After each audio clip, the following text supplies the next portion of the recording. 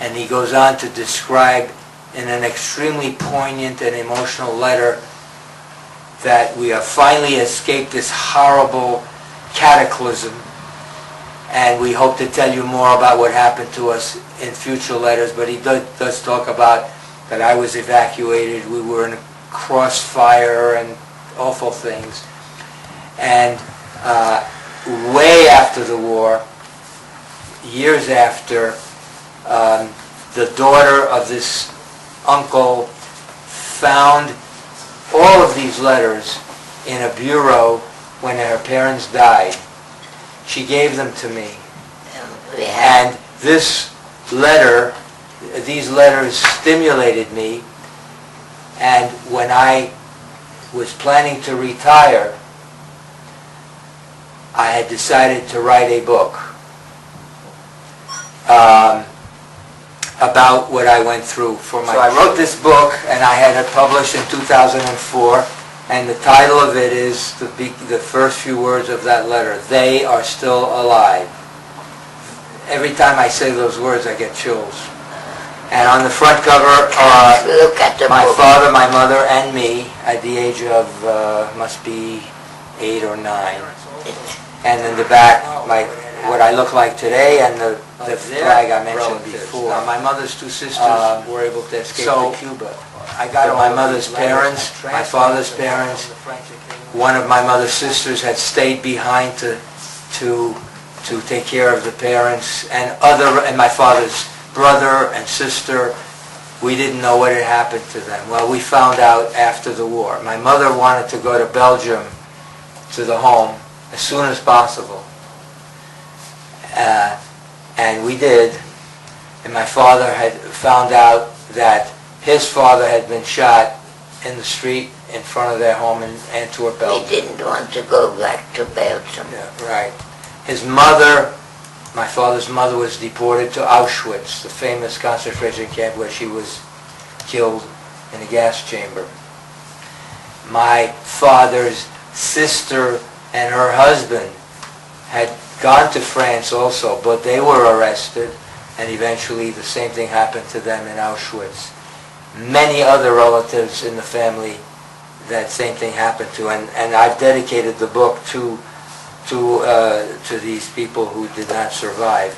My mother's parents, luckily, were saved as elderly Belgian Jews by the Queen of Belgium. My father's parents were not Belgians. They had never changed their nationality of Poland.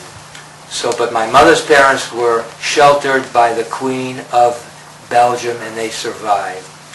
My mother's other sister, who was taking care of them at the time, her husband was deported and killed.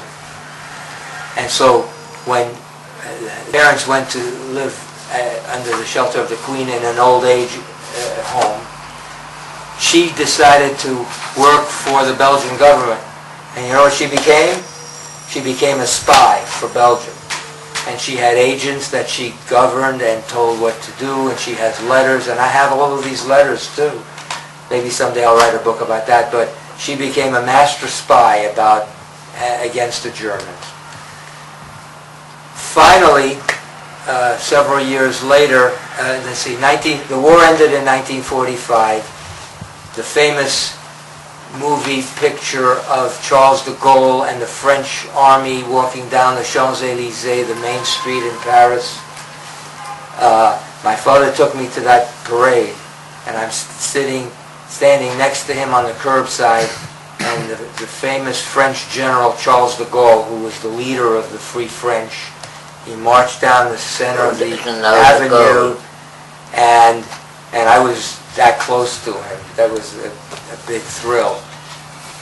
Anyway, finally, my mother wanted to go to the United States to be with her sisters, and they did not want to go to Belgium.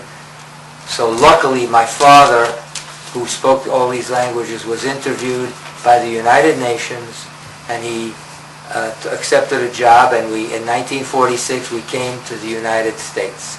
And we lived on Long Island first, and in the Bronx, and I went to school, and part of the end of the book is about my life after the war. But the other thing I want to tell you is I was very traumatized by the war. Can you imagine being alone, separated from your parents, and seeing all these terrible things and killings, which I didn't even talk about? That when I came home, first of all, if my parents and I was, as I say, 9 years old, I think. He had to break down. If my parents wanted to go out on a Saturday night to visit family, I could not be left alone. I'd become hysterical. So until I was almost 13 years old, a neighbor took care of me. I had to have a babysitter until I was almost 13. I mean, that's incredible. Also, if I'm walking in the street or in the home, if I'm in the house and I hear an ambulance siren, fire engines sirens, I'd freeze up because I was